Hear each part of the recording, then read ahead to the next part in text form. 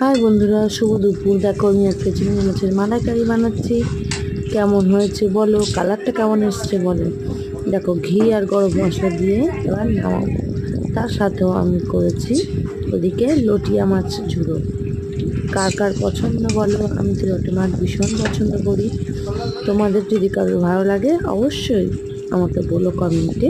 আর সবাই please please please সবাই একটু আমার ভিডিওটা দেখো, একটু সাবস্ক্রাইব